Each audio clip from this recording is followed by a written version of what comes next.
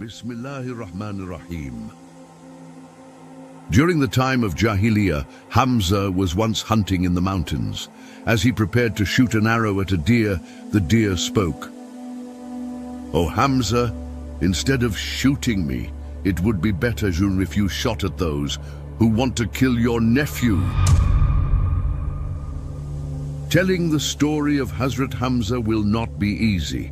It will be quite difficult to describe our beloved Hazrat Hamza. May Allah grant all of us the ability to truly understand him with our hearts and follow his path in the best way. May he be a means for the revival of Muslims once again. After he became Muslim, Islam stood strong, and once again may this religion rise with people who carry his spirit. The birth of Hazrat Hamza. According to narrations, Hazrat Hamza was born in Makkah in the year 570. His mother was Bint Wuhayb, the daughter of Hazrat Amina, the mother of our Prophet sallallahu alaihi wasallam. Since both were nursed by Abu Lahab's servant Suwayba, he was the milk brother of our Prophet. They were also close friends during their childhood and youth. Hazrat Hamza accepting Islam. It had been 6 years since our Prophet sallallahu alaihi wasallam received revelation. The mushrik of Makkah, who could not accept the rise of Islam, used every possible trick to make the believers give up. The more they saw their most trusted people entering the circle of faith, the more furious they became. Thinking they could turn the Prophet sallallahu alaihi wasallam away from his path, they followed him step by step, subjecting him to various pressures and forms of torture. In the 6th year of his prophethood, one day near Safa Hill, the leaders of the mushrik were waiting for an opportunity to harm the Prophet sallallahu alaihi wasallam. Abu Jahl, along with Adr bin Hamra and Ibn al-As, confronted him. They began hurling insults at him. Not stopping there, they threw dirt on his blessed head and filth over him. One of them even went as far as stepping on his neck. After torturing him in every possible way, they left. The Prophet, sallallahu alaihi wasallam, the embodiment of mercy and patience, got up without responding and went home. After Abu Jahl and his men left, he went to the mushrik gathered near the Kaaba. Meanwhile, a servant of Abdullah bin Judan had witnessed what had happened and heard the insults of Abu Jahl. At that time, the Prophet's sallallahu alaihi wasallam uncle, Hazrat Hamza, who was out hunting, was returning with his sword at his side and his bow around his neck. He would usually perform tawaf around the Kaaba after hunting, visit the Quraysh gathering, have some conversations, and then go home. That day, as he was heading towards the Kaaba after hunting, he met the servant who had witnessed everything.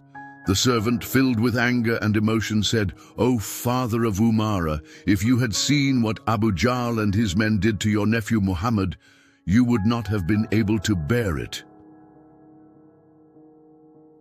Hazrat Hamza was shaken at that moment. Without waiting for the servant to continue, he asked, "What did they do to him?" Pointing to the place where they had tortured him, the servant said, "They found him sitting right there. They tormented him, insulted him, and then left." Hazrat Hamza asked, "Did you see this with your own eyes?" When the servant replied, "Yes, I saw it," Hazrat Hamza immediately started walking quickly towards the Kaaba. Hazrat Hamza was one of the bravest and most respected warriors of Quraysh. His anger was now preparing to become the sword of justice against oppression. Hazrat Hamza confronts Abu Jahl. Upon reaching the Kaaba, Hazrat Hamza went straight to the Quraysh gathering, where Abu Jahl and his men were present. He could not bear the torment inflicted upon his nephew. His anger towards Abu Jahl was uncontrollable. Though he was not yet a Muslim, the fact that the Prophet ﷺ was his nephew made it impossible for him to suppress his fury. Without hesitation, he raised his bow and struck Abu Jahl's head with great force. The enemy of Allah staggered and collapsed to the ground, his head severely wounded. Those who witnessed Hazrat Hamza standing like a lion were left in shock. After calming his anger, Hazrat Hamza declared, "Are you the one who insulted and cursed my nephew? Then know that I am also upon his religion. I say what he says. If you have the strength, do to me what you did to him." Abu Jahl was left speechless by this unexpected response. Stunned by the force before him, he attempted to justify himself, saying, "You know that he wronged us. He insulted our idols, abandoned the way of our ancestors, and took a new path." Hazrat Hamza cut him off, unable to tolerate his words.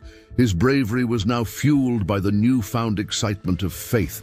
He raised his voice before the leaders of Quraysh, declaring, "Who among you has no sense? You worship deities other than Allah. You bow to lifeless idols."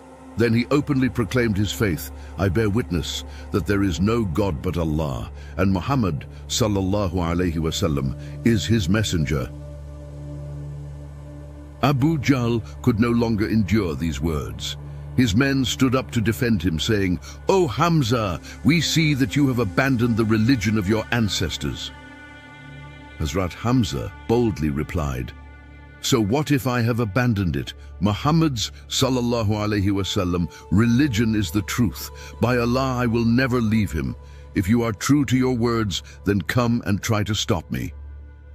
Faced with such determination and firmness, the mushrik had nothing left to say. Abu Jahl turned to his men and said, "Leave the father of Umara alone. What he did and said, I deserved it. I spoke evil words against his nephew." He said this in an attempt to draw Hazrat Hamza away from the Prophet sallallahu alaihi wasallam and back to his side. Hazrat Hamza left like a victorious commander returning from battle. However, along the way, Shaitan whispered doubts into his heart. "You, a noble leader of Quraysh, have now followed someone who has turned away from the ways of his ancestors. You have abandoned the religion that your forefathers lived and died for. Was this really the right choice?" To overcome his hesitation, Hazrat Hamza went to the Kaaba and turned to his Lord in prayer. "O Allah, if this path I have taken is the truth, then strengthen my heart in it and remove my doubts, or show me a way, a light that will guide me." That night, he slept. The next morning, he set out to meet the Prophet sallallahu alaihi wasallam. When he reached him, he shared everything that had happened. The Prophet sallallahu alaihi wasallam prayed for him, gave him advice and taught him about Islam. He explained the torment of hell and the blessings of paradise. Upon hearing these blessed words, Hazrat Hamza's heart was filled with light. The whispers of Shaitan vanished. Filled with joy and excitement, he immediately declared his faith. "O my nephew, I bear witness that you are truthful. Now teach me your religion in detail." The Prophet sallallahu alaihi wasallam explained all the principles of the true religion and encouraged him with words of support. His uncle's acceptance of Islam brought him immense happiness and gave great strength to the believers. The mushrik could no longer torment the Muslims as they had before, and were forced to abandon some of their tortures. A fortress of the mushrik had fallen, and a brave warrior had joined the ranks of the believers. According to the narration of Ibn Abbas, the 122nd verse of Surat Al-An'am was revealed about Hazrat Hamza.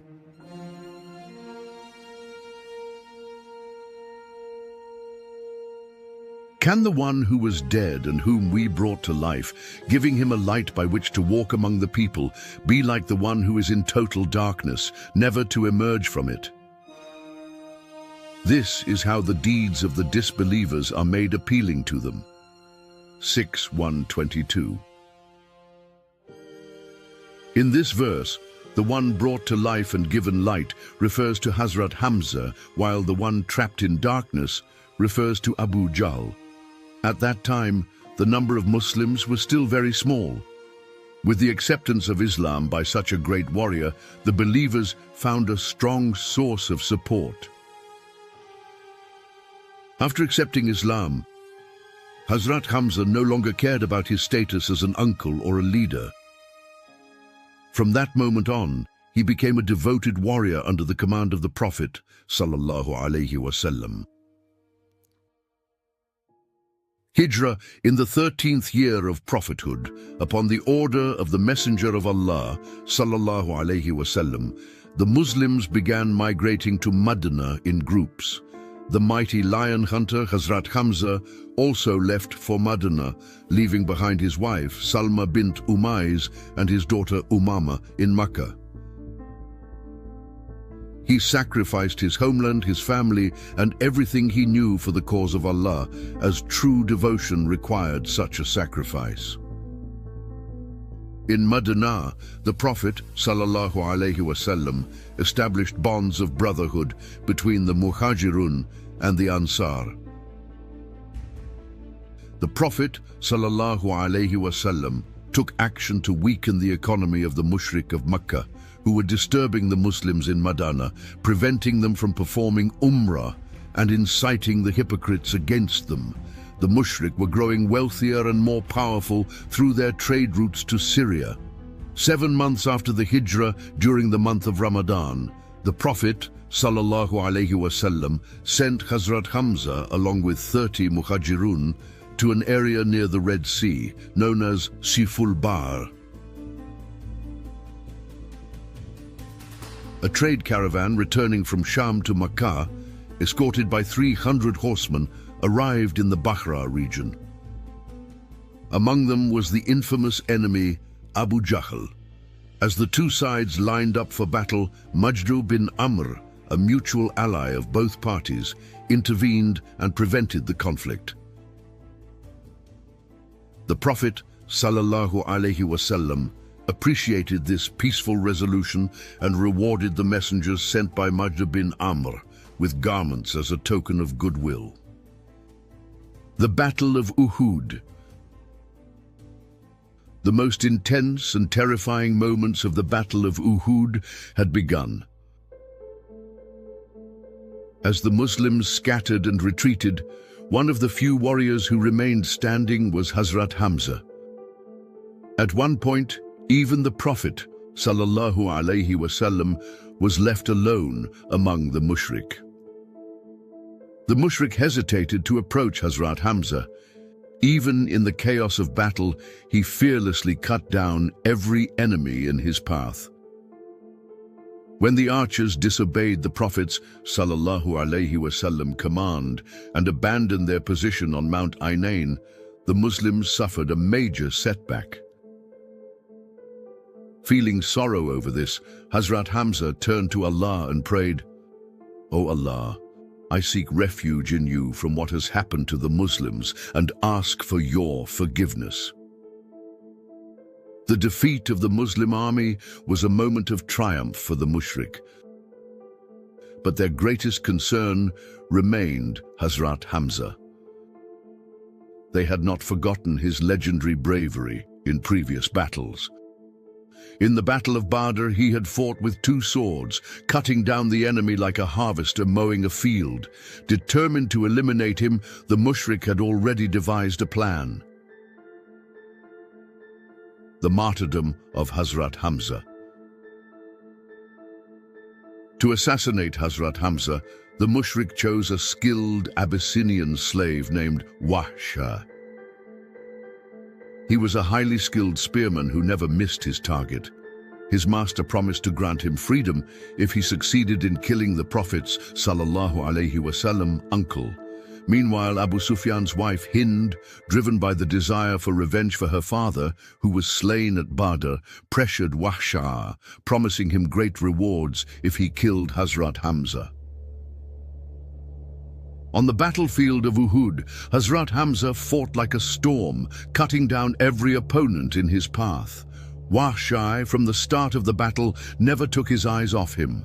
Hazrat Hamza boldly shouted, "Is there any mushrik who dares to face me?" A mushrik stepped forward, only to be struck down in a single blow. At that moment, Wahshi noticed a small opening in his armor. Hiding behind a rock, he aimed his spear and threw it with deadly precision. The spear pierced Hazrat Hamza's body. The mighty warrior fell and never rose again. That single strike took him from this temporary world to eternity. Following Hind's orders, Wahshi mutilated the body of this great Muslim hero. He cut open his chest and removed his liver. After the storm of Uhud, as the battle came to an end, the enemy forces slowly withdrew. The Prophet ﷺ received the devastating news of Hazrat Hamza's martyrdom, but he had yet to see his blessed body. When he walked among the fallen Muslim warriors, his heart shattered upon seeing Hazrat Hamza's mutilated body, his limbs severed and his chest torn open. His eyes filled with tears. He could not hide his sorrow. Hazrat Hamza was not just a warrior, he was a symbol of bravery, an unshakable pillar of Islam. Though his martyrdom deeply shook the Ummah, it did not stop the spread of Islam. He earned his place in history as the master of martyrs, his name inscribed in golden letters. Upon this tragedy, Allah revealed verses to console and guide His beloved Messenger, sallallahu alaihi wasallam. Call to the way of your Lord with wisdom and good advice, and argue with them in the best manner. Your Lord knows best who has strayed from His path and who is rightly guided. If you punish, then let your punishment be equal to the wrong done to you. But if you endure patiently, it is certainly better for those who are patient. Be patient. Do not grieve over them, nor be distressed by their plots. Indeed, Allah is with those who fear Him and those who do good. Surat Al-Nahl, 125 to 128.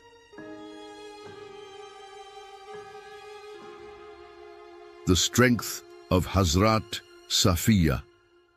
At that moment, the Prophet's sallallahu alaihi wasallam aunt and the sister of Hazrat Hamza, Hazrat Safiya, arrived at the battlefield.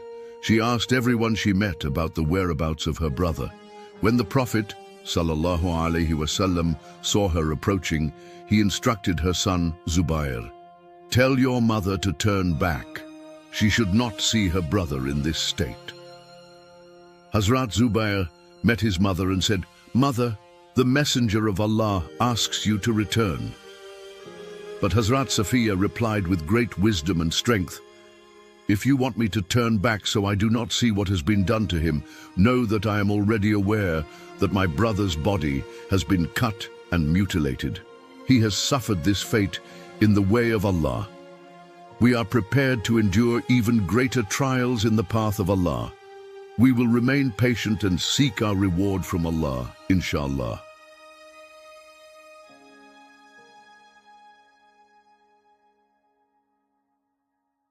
When Hazrat Zubair conveyed his mother's words to the Prophet sallallahu alaihi wasallam, he allowed her to proceed. Hazrat Safiya sat by her brother's body. Silently, with a deep and sorrowful sigh, she wept. Such pain was difficult for any heart to bear. Seeing her in this state, the Prophet sallallahu alaihi wasallam could not hold back his own tears. The faith and submission of Hazrat Safiya were truly remarkable. She recited the verse that reflects a believer's patience in the face of calamity. Inna lillahi wa inna ilayhi raji'un. We belong to Allah, and to Him we shall return. Then she prayed for Allah's mercy and forgiveness for her brother. At that moment, Jibril alayhi as-salam descended and informed the Prophet sallallahu alaihi wasallam that Hazrat Hamza's name was written in the heavens as the Lion of Allah. The Prophet ﷺ shared this news with Hazrat Safiya as a source of comfort. The burial of Hazrat Hamza. As the Prophet ﷺ walked among the fallen martyrs, he was overcome with grief upon seeing Hazrat Hamza's body. At the age of 59, he had attained the honor of martyrdom. The cloth covering his body was too short. When his feet were covered, his head was exposed. When his head was covered, his feet remained uncovered. The Prophet ﷺ instructed, "Cover his face." Then a piece of cloth was placed over his feet. Lifting his head, he looked at his companions. Seeing their tearful faces, he asked, "Why are you crying?" The companions replied, "O Messenger of Allah, we cry because we could not find a proper shroud for your uncle." Upon this, the Prophet ﷺ comforted them, saying, "I saw the angels washing him." The conquest of Makkah and Hind's regret. With the conquest of Makkah, Islam gained a great victory. The Prophet ﷺ ordered the execution of several men and women who had caused severe harm to Islam. Among these women was Hind bint Utbah, the wife of Abu Sufyan, who had orchestrated the killing of Hazrat Hamza. However, after Abu Sufyan accepted Islam, Hind also embraced the faith. Yet she feared revealing it openly. Disguising herself, she secretly joined the women who were taking the Pledge of Allegiance with the Prophet ﷺ.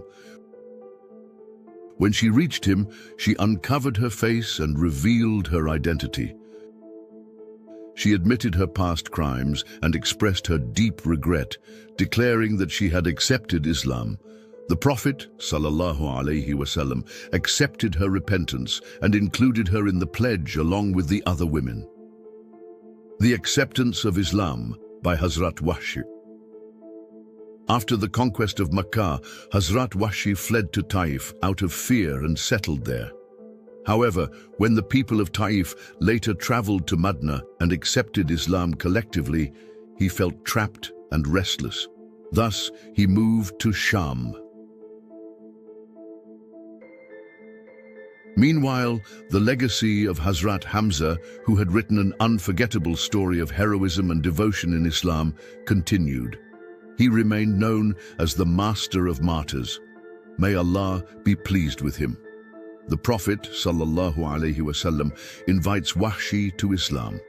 The Prophet ﷺ desired for Wahshi, the man who had martyred his beloved uncle, to find guidance and save his hereafter.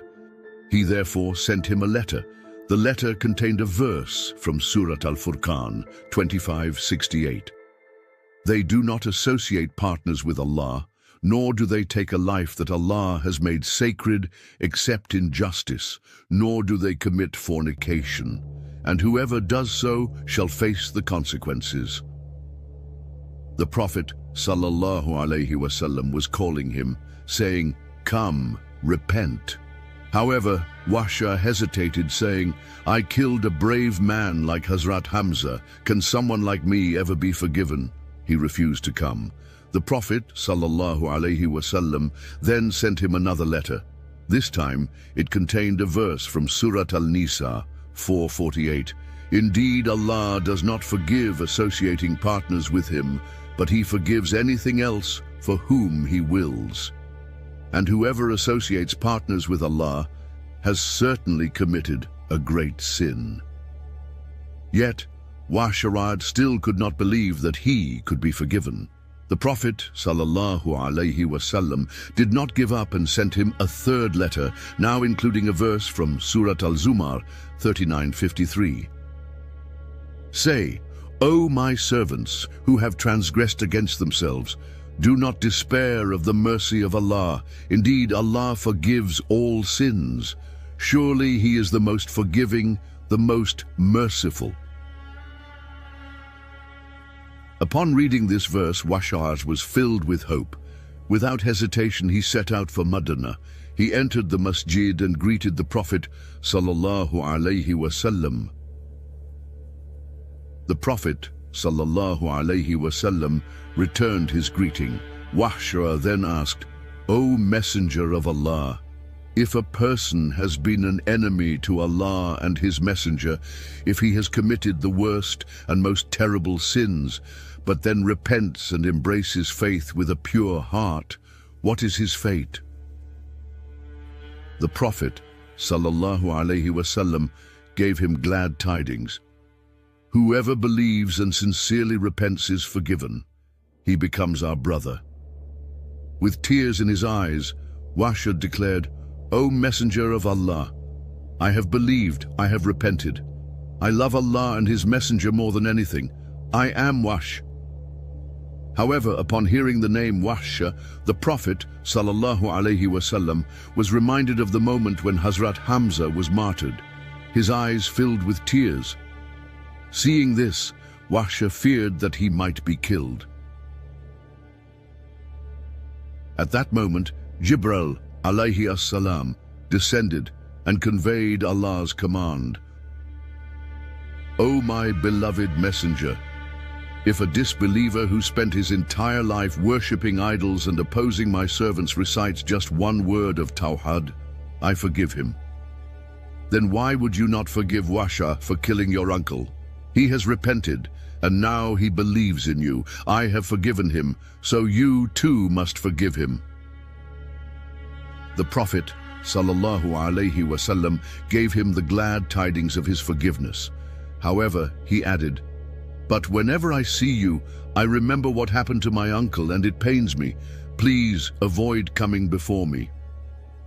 Wahsha, out of deep respect, never appeared before the Prophet sallallahu alaihi wasallam again and lived his life with humility. However, Wahsha's time would come. A day would arrive when he would write a new chapter of heroism in Islam. For 2 more years, Wahsha lived like this. If the Prophet sallallahu alaihi wasallam stood on one side of the minbar, Wahsha would stand on the other, silently watching him, trying to catch a glimpse of his smile. In these 2 years, his life was filled with both joy and sorrow. Each moment of laughter was followed by tears, and every tear was followed by a brief smile. But in all this time, he never got to hear the words he longed for, "You may now come before me." Then, one day, the Messenger of Allah sallallahu alaihi wasallam passed away.